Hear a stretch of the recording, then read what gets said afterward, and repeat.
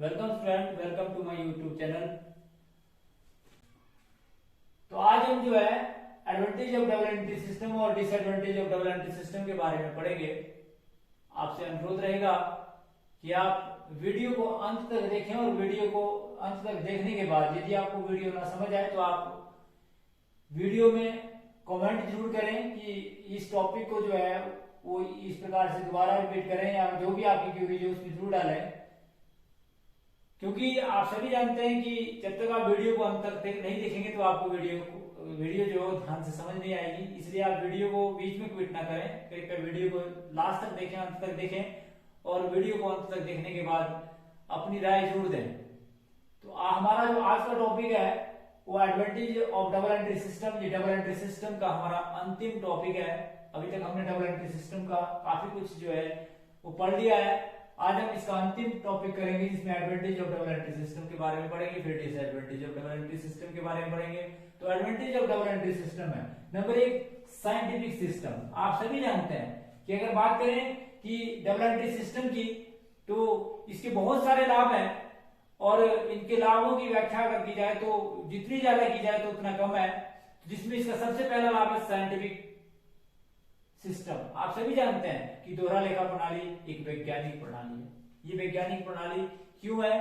क्योंकि अपने इसके निश्चित नियम और सिद्धांत हैं और जिसके अपने निश्चित नियम और सिद्धांत हो वो उस विषय को विज्ञान की श्रेणी में शामिल कर देते हैं। इसलिए दोहरा लेखा प्रणाली के भी अपने सिद्धांत हैं, इसलिए कहा जाता है कि दोहरा लेखा प्रणाली एक वैज्ञानिक प्रणाली है। Number 2 complete record of business transaction.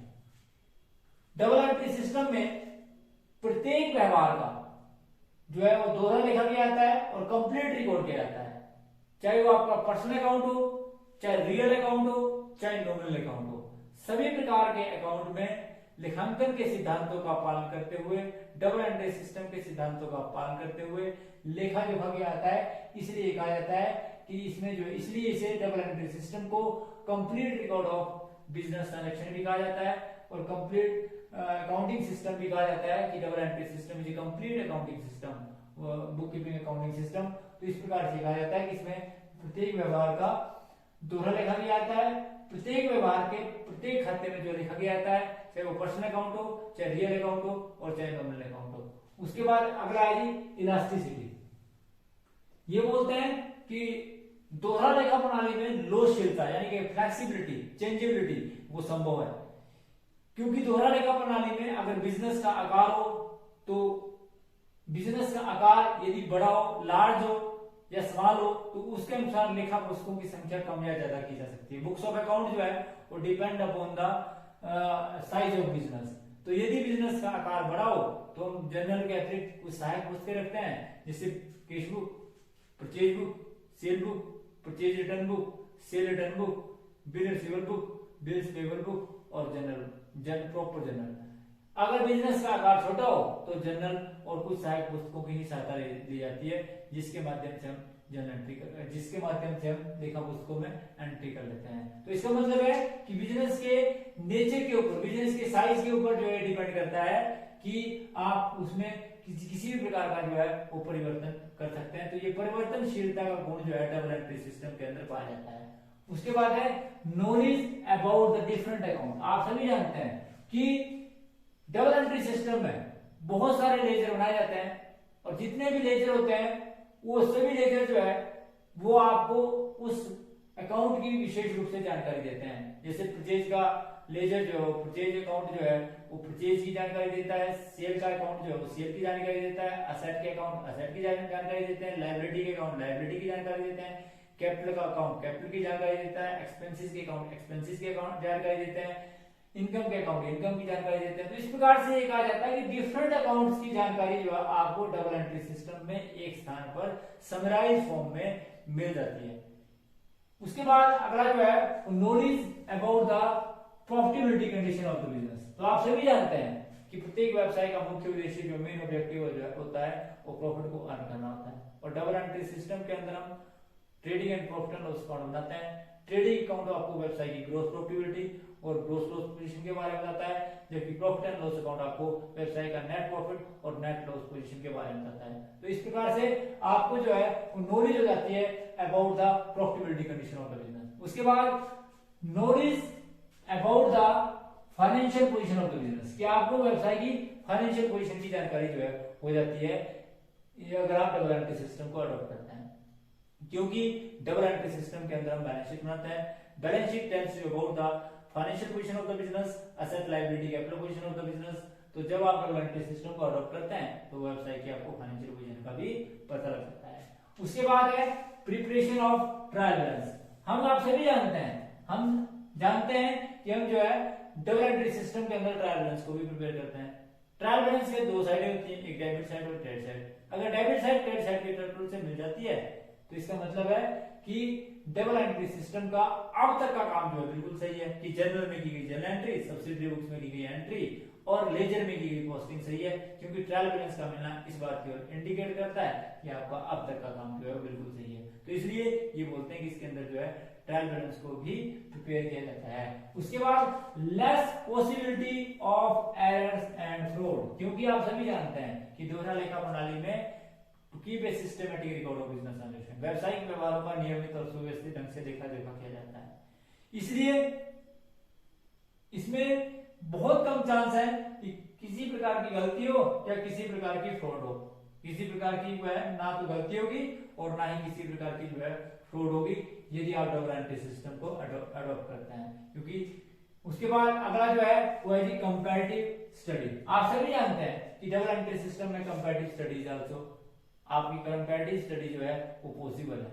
हम पिछले वर्ष से तुलना करते हैं और जिसके आधार पर हम ये देखते हैं कि हमारी प्रॉफिटेबिलिटी कंडीशन क्या है, हमारा व्यवसाय उन्नति कर रहा है या नहीं कर रहा है। इस बात को जानने के लिए हम जो है कंपैरेटिव स्टडी भी करते हैं और कंपैरेटिव स्टडी के माध्यम से हम व्यवसाय की जो है वो तुलनात्मक अध्ययन जो है आसानी से कर सकते हैं। उसके बाद फैसिलिटी ऑफ एडजस्टमेंट। आप सभी जानते हैं कि डबल एंट्री सिस्टम में ना हम कई प्रकार की एडजस्टमेंट करते हैं, जैसे depreciation, bad debts, outstanding expenses, accrued income, unaccrued income. इसी प्रकार से लॉस का कोई एंट्री हो तो वो सारी की सारी adjustment entry double entry system के अंदर जो है वो की जा सकती है, अर्थात डबल एंट्री सिस्टम के अंदर ये गुण भी पाया जाता है। उसके बाद है प्रिपरेशन ऑफ फाइनल अकाउंट। आप सभी जानते हैं डबल एंट्री सिस्टम के अंदर अंतिम खाते बनाए जाते हैं, वर्ष के अंत में बनाया जाता है, जिसमें trading account, profit and loss account और बैलेंस शीट को प्रिपेयर किया जाता है। ट्रेडिंग अकाउंट आपको व्यवसाय की ग्रोथ प्रॉफिट और ग्रोथ लॉस के बारे में बताता है, प्रॉफिट एंड लॉस अकाउंट आपको नेट प्रॉफिट और नेट लॉस के बारे में बताता है, बैलेंस शीट आपको व्यवसाय की फाइनेंशियल पोजीशन के बारे में बताती है। तो इसके अंदर जो है ये अकाउंट भी जो है प्रिपेयर किया जाता है। उसके बाद suitable for all types of business. किसी भी प्रकार का बिजनेस हो, बिजनेस का आकार छोटा हो, बिजनेस का आकार बड़ा हो, business not for profit organization हो या बिजनेस जो है प्रॉफिट ऑर्गेनाइजेशन हो, हर प्रकार की ऑर्गेनाइजेशंस में डबल एंट्री सिस्टम जो है वो सुटेबल रहता है। इसलिए ये कहा जाता है कि double entry system is suitable for all type of business. उसके बाद अगला है परफेक्ट बुक्स ऑफ अकाउंट। ये कहा जाता है कि डबल एंट्री सिस्टम जो है विश्व में सबसे ज्यादा अपनाई जाने वाली एक सिस्टम है, इसलिए ये कहा जाता है कि इसको जो है विश्व का सबसे परफेक्ट बुक्स ऑफ अकाउंट कहा जाता है। तो ये थे इसके एडवांटेजेस। और उसके बाद क्या इसके क्या क्या एडवांटेज थे, उसके बाद हम इसके डिसएडवांटेज पढ़ेंगे। तो disadvantage of double entry system. Advantage double entry system के बहुत सारे हैं, परंतु कुछ डिसएडवांटेज भी हैं, जिसमें सबसे पहला डिसएडवांटेज है कॉस्टली मेथड। तो कॉस्टली मेथड का मतलब होता है इसकी जब डबल एंट्री सिस्टम को अडॉप्ट करते हैं तो ये कहा जाता है कि ये जो खर्चीली विधि है। खर्चीली विधि से हमारा अभिप्राय खर्चीली क्यों है, क्योंकि ये कहा जाता है कि डबल एंट्री सिस्टम को जो काम करता है उसके लिए किसी प्रोफेशनल व्यक्ति का होना जो है वो बहुत जरूरी है, क्योंकि स्पेशलाइज्ड नॉलेज का होना जो है वो बहुत जरूरी है, जैसे चार्टर्ड अकाउंटेंट या कोई प्रोफेशनल अकाउंटेंट। और इसी प्रकार से ये कहा जाता है कि इनको जो प्रोफेशनल अकाउंटेंट होते हैं या जो चार्टर्ड अकाउंटेंट होते हैं उनको बहुत भारी सैलरी देनी पड़ती है, जिससे इस विधि को खर्चीली माना जाता है। दूसरा ये कहा जाता है कि इस विधि के अंतर्गत जो है ना वो स्टेशनरी जैसे बहुत सारे खर्चे आपको करने पड़ते हैं, तो इन खर्चों के कारण भी जो है खर्चीली विधि बन जाती है। उसके बाद बोलते हैं अकाउंटिंग एरर्स। हम डबल एंट्री सिस्टम को अडॉप्ट करते समय बहुत सावधानी बरतते हैं, परंतु फिर भी कई प्रकार की गलतियां हो जाती हैं। जैसे हमने किसी व्यवहार का लेखा नहीं किया या किसी व्यवहार का हमने एक बार डेबिट गलत कर दिया और एक बार क्रेडिट गलत कर दिया उतनी अमाउंट से। तो इस प्रकार की गलती को जो है हम ट्रायल बैलेंस से या जनरल में जनरल की गई जनरल एंट्री जो गलत होगी या लेजर में की गई पोस्टिंग जो गलत होगी और उसका हम जो है पता नहीं लगा सकते। ये केवल मात्र आपको अर्थमेटिक एक्यूरेसी ऑफ अकाउंट के बारे में बताता है, ये व्यवसाय की सैद्धांतिक अशुद्धि के बारे में नहीं बताता है। कि जैसे मान लो फॉर एग्जांपल आपने राम को सैलरी पेड करी तो एंट्री होनी थी सैलरी टू कैश, परंतु आपने सैलरी के स्थान पर राम को डेबिट कर दिया और टू कैश कर दिया। तो इस प्रकार की गलती जो है सैद्धांतिक गलती है। तो सिद्धांतों का पालना करने के कारण जो गलती होती है इस प्रकार की गलती का भी जो है आपको पता नहीं लगता। ये कहा जाता है कि इसके ये जो डिसएडवांटेज है ये बहुत कम है, यद्यपि ये डिसएडवांटेज भी इसके डिसएडवांटेज नहीं है, बल्कि ये डिसएडवांटेज जो है बिजनेस की लापरवाही के कारण या अकाउंटेंट की लापरवाही के कारण या बुक कीपर की लापरवाही के कारण या क्लरिकल मिस्टेक के कारण हो जाती है। अदरवाइज अगर ये मिस्टेक ना की जाए तो डबल एंट्री सिस्टम के अंदर कोई भी अवगुण नहीं है और इस अवगुण को भी दूर किया जा सकता है। जो ये जो डिसएडवांटेज दिए हुए हैं इनको भी दूर किया जा सकता है और इस विधि को जो है वो कम खर्चीली और अकाउंटिंग एरर जैसी जो कमियां है उनको दूर किया जा सकता है। इस सिस्टम को पढ़ने के बाद की डबल एंट्री सिस्टम के अंदर ये एडवांटेज है और ये डिसएडवांटेज है। तो आपको मैंने यही बताया कि डबल एंट्री सिस्टम के अंदर किसी भी प्रकार के यद्यपि डिसएडवांटेज नहीं है, बल्कि ये अकाउंटेंट या किसी व्यक्ति विशेष की लापरवाही के कारण होते हैं।